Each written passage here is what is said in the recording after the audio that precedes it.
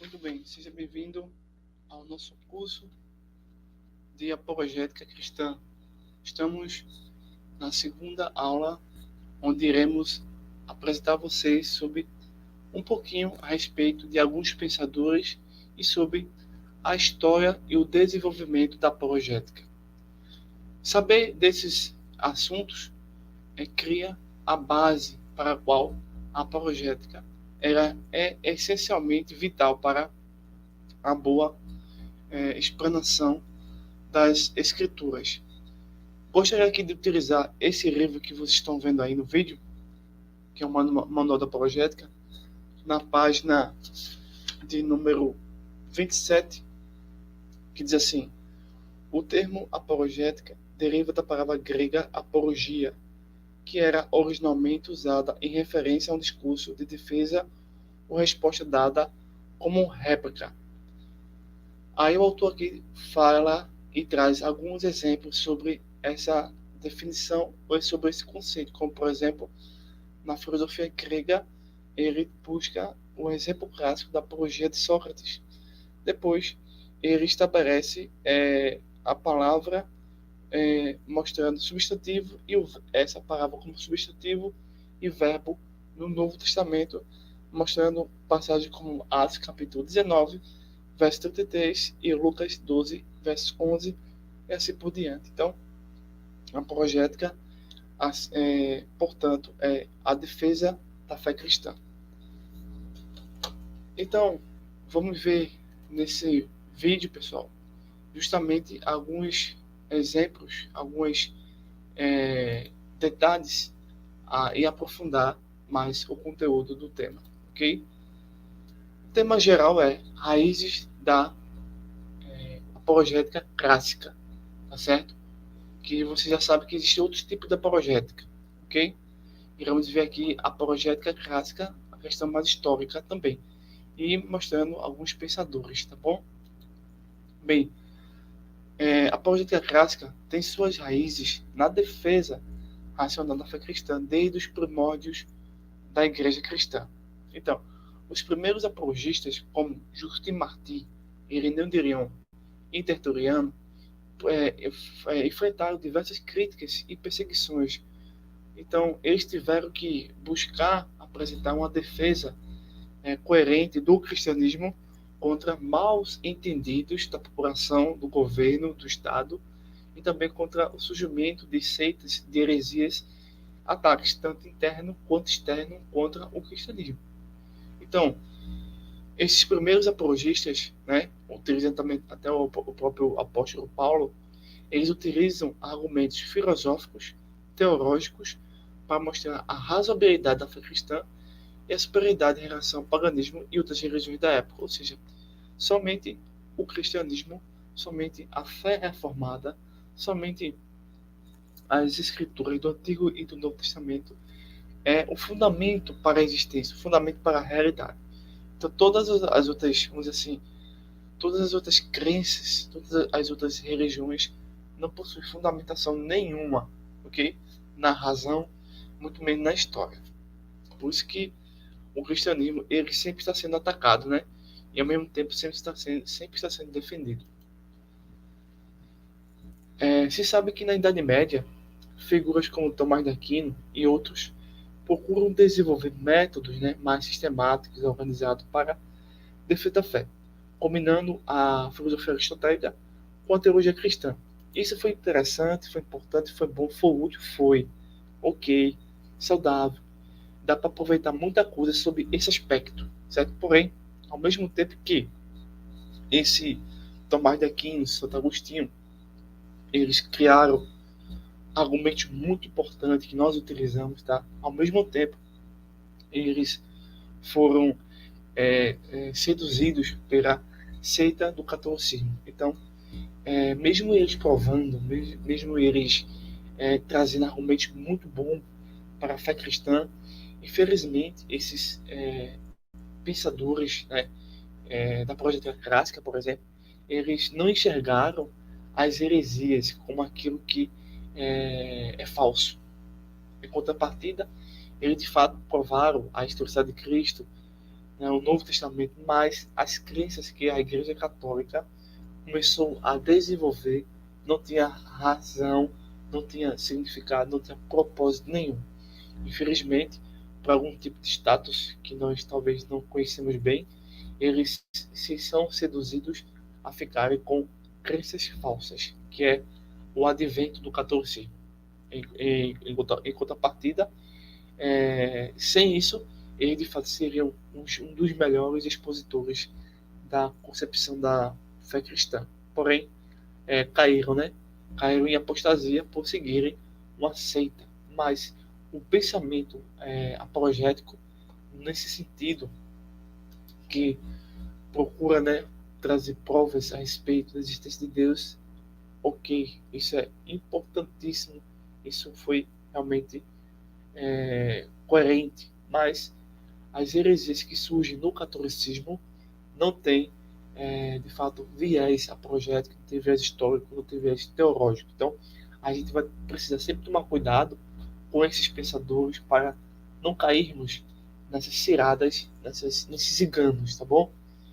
Então, tá aí a nossa explicação, a nossa observação e a nossa exemplificação, ok? Bem, então, Aquino argumentou pela existência de Deus e a veracidade do cristianismo através das 5 vias, uma série de argumentos filosóficos porque procuravam provar a existência de Deus de forma racional. Então, a apologética, de fato, ela procura fazer uma comunicação, procura fazer a apresentação do Evangelho, procurando fazer as pessoas se perguntarem sobre a existência de Deus, quem Ele é, como Ele para assim desenvolver não somente a comunicação, mas de fato a crença no verdadeiro Evangelho, certo? Dentro da apologética clássica, eu selecionei, existem outros pensadores, tá? Eu aqui estou dando uma abordagem histórica, eu estou dando uma abordagem teológica, filosófica, tá? De pensadores desse primeiro momento, certo? Eu selecionei Norman Geisler, Peter Kast e Wilhelm Lane Craig. E eu vou fazer um pequeno apresentação desses teóricos da apologética clássica como raízes históricas da apologética nesse segundo vídeo, certo? Então, é mais uma historicidade, mais uma linha do tempo, uma linha temporal, mostrando como isso está sendo construído ao decorrer do tempo. Não foi nada do dia para a noite. Né? Então, existiu um tempo, existiu uma época, né? Existiu dificuldades para desenvolver isso, esse pensamento. Bem, Norman Geisler é um dos primeiros exemplos que eu trago para vocês sobre aqueles que defendem a apologética racional, clássica, certo? O que acontece? Com Norman Geisler, ele é um teólogo e filósofo cristão conhecido por seu trabalho em apologética clássica. Geisler defendeu a fé cristã utilizando abordagem lógica e sistemática. Então, no pensamento de Geisler, a lógica e a sistematização são aquilo que condiciona, aquilo que movimenta seu argumento. Ele enfatizou a importância da filosofia na construção do argumento sólido para a existência de Deus, a veracidade da Bíblia e a ressurreição de Cristo. Geisler argumentou que a razão e a revelação são complementares e que a fé cristã é racional e defensável.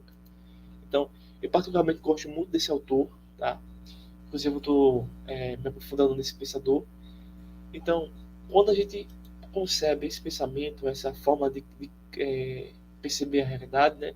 Trabalhando razão e revelação, filosofia, né? Nós percebemos que o cristianismo ele é sólido, ele é realmente real, diferente das outras crenças que nós temos pelo mundo, que é apenas uma criação da mente humana. O cristianismo ele não é a criação da mente humana, ele é, de fato, ele é descoberto pela mente humana e assim ele deve realmente, depois dessa descoberta, se arrepender e crer profundamente no Evangelho e somente no Evangelho. Então, esse pensador, eu admiro muito o trabalho dele, pois ele trabalha de maneira lógica e sistemática, ok? O outro é o Peter Kraft. O Peter Kraft já não é tão protestante, já não é evangélico, Ele foi calvinista, né, e depois saiu do calvinismo e foi para uma outra religião que não é o cristianismo. Mas Peter Kraft, ele trabalha apologética clássica, né, no sentido de defender a fé cristã, a existência de Deus, né, defender a historicidade de Cristo. Então trago ele como exemplo dessa apologética sobre a existência de Deus, né? Tá? Como ferramenta, tá bom? Então, Peter Kraft, ele foi um filósofo católico que tem contribuído significativamente para a apologética clássica. Ele é conhecido por sua habilidade em comunicar conceitos filosóficos complexos de maneira acessível. O Kraft utiliza argumento clássico como argumento cosmológico, argumento moral e argumento ontológico para defender a fé cristã. Ele também aborda questões como moralidade, existência do mal e vida após a morte, mostrando como a fé cristã oferece respostas coerentes e satisfatórias. Ou seja, até aí, a apologética clássica que Peter Kraft ele utiliza é saudável, é interessante, é coerente. Tá? Por isso que eu trago isso para vocês. Mas, quando ele passa a falar do catolicismo, aí já não é a apologética clássica. Já existe agora, nesse momento, a heresia da apologética clássica. Eu estou argumentando esse livro aqui, tá? Em uma outra plataforma, que é do autor Peter Kraft. Aqui ele fala sobre a revolução cultural e faz uma apologética clássica na defesa da fé cristã, na existência de Cristo, né? Mostrando como movimentos políticos e de falsas religiões têm danificado o cristianismo. Porém, ele perdendo o sentido, né? Saindo desse papel e finalidade da apologia clássica, ele acaba falando um pouquinho do catolicismo. Aí o negócio fica terrível, fica semelhante àquilo que quer refutar, entendeu? Então, eu conheço o trabalho de Peter Kraft, tá? Não estou recomendando ele no sentido religioso, no sentido espiritual, de maneira nenhuma, tá? Deixa aqui bem óbvio para vocês. Conheço esses autores, né? E apenas estou utilizando esse autor aqui na construção de uma linha de tempo temporal para explicar a vocês a apologética clássica, mostrando que ela tem uma metodologia. E quando nós saímos dessa metodologia, acabamos caindo em heresia. Então a gente precisa realmente ficar na apologética clássica, por exemplo. Tanto que esse manual da apologética, pessoal, também aborda esse autor e outros. Tá? Eu não estou aqui trazendo uma invenção, ok? Então, apenas estou me baseando nessa obra que vocês estão vendo, me baseando nas minhas pesquisas pessoais, dos meus trabalhos em outras plataformas para trazer um conteúdo muito mais amplo e saudável para vocês. Então, de fato, não somente peneirando, né, ou filtrando o conteúdo, mas mostrando os dois lados da moeda, para vocês terem um entendimento melhor, mais amplo, mas também ortodoxo e equilibrado, ok? Então, mas mesmo assim, a gente precisa ter cautela e realmente ficar de olhos abertos com as escrituras. Por quê? Porque a apologética clássica era a sua conclusão final, sempre vai ser a escritura. Então, Peter Kraft, ele infelizmente trabalha a apologética clássica, mas quando vai fazer a sua conclusão, ele levanta a seita chamada catolicismo. Então, a partir desse ponto, já não é mais apologética clássica, tá? É uma heresia. Então, a apologética verdadeiramente clássica é a que tem como conclusão a escritura, que é os 66 livros da Bíblia. Fora disso, não existe. Tudo bem até aí? Dúvidas? É só procurar um professor e o reitor da Faculdade Teológica Bereanos ou entrar em contato comigo para a gente poder conversar mais, tá bom? Bem, um outro exemplo de apologética clássico que eu conheço bastante é o William Lane Craig. Ele também é filósofo, teólogo, evangélico, reconhecido por seus debates públicos e escritos em defesa da fé cristã. O Craig é famoso por ressuscitar o argumento cosmológico de Kahneman, que argumenta que o universo teve um começo, portanto tem uma causa. Além disso, ele defende a historicidade da ressurreição de Cristo, utilizando evidência histórica e filosófica. Craig também explora o problema do mal e a existência de valores morais objetivos, argumentando que a melhor explicação para ambos é a existência de Deus, em especial a existência do Deus de Abraão, do Deus de Isaac e do Deus de Jacó. Então, nós podemos pensar agora que existe um uso da teologia, da filosofia na apologética. Então, não existe apologética sem teologia e sem filosofia. Então, a apologética clássica faz uso extensivo, contínuo, tanto da apologética quanto da filosofia. No que diz respeito à teologia, a teologia vai fornecer o conteúdo da fé cristã, enquanto a filosofia oferece as ferramentas racionais para analisar e defender essas crenças. A teologia sistemática organiza as doutrinas cristãs de maneira lógica, permitindo uma apresentação coerente da fé. A filosofia, por sua vez, fornece os métodos para contribuir argumentos racionais e lidar com objeções e classificar conceitos. Por exemplo, a filosofia ajuda a definir termos importantes como Deus, milagre e verdade, justiça, bondade, misericórdia e assim por diante, enquanto a teologia cristã oferece a base bíblica e doutrinária para esses conceitos. Juntas, teologia e filosofia permitem uma defesa robusta da fé cristã, mostrando que ela é tanto racional quanto revelada. Então, nós podemos passar para um último aspecto desse nosso vídeo, que é o desempenho da escritura sagrada no argumento apologético. Então, a Bíblia desempenha um papel central na apologética clássica, pois é considerada a revelação divina e a base da fé cristã. Os apologistas utilizam a Bíblia para fundamentar seus argumentos, mostrando como as escrituras são coerentes, historicamente confiáveis e profeticamente precisas. Então, a conclusão de toda apologética é a palavra de Deus. A defesa racional da fé cristã não se limita a argumentos filosóficos em vidas históricas. Ela busca conduzir as pessoas à verdade revelada na Escritura. A apologética clássica reconhece que, em última análise, é a palavra de Deus que transforma vidas e traz verdadeira compreensão da realidade.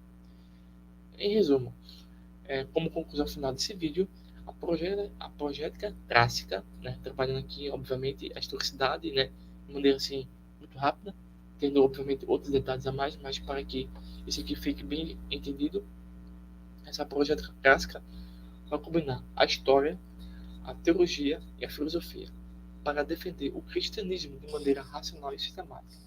Eu apresento aqui a vocês personagens como o Dr. Nomas Lazarus, Peter Kraft e William Lane Craig, que eles explicam e exemplificam essa abordagem da apologética clássica, utilizando argumento filosófico, histórico, teológico e lógico e sistemático para mostrar a razoabilidade e a verdade do cristianismo.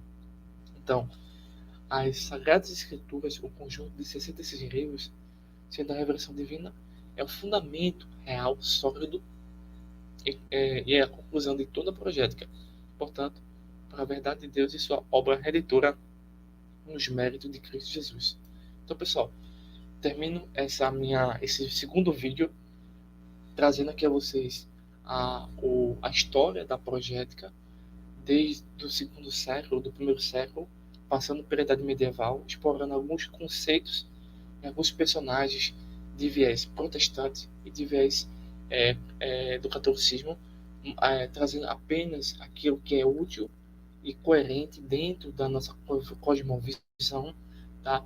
Levando em consideração alguns aspectos e mostrando que a verdadeira apologética clássica tem como conclusão a Escritura Sagrada. Então, nesse segundo vídeo, espero ter mostrado aqui a vocês a importância de ter esse sentido da história sobre o tema do curso apologética. Então, até o próximo vídeo, forte abraço e bons estudos.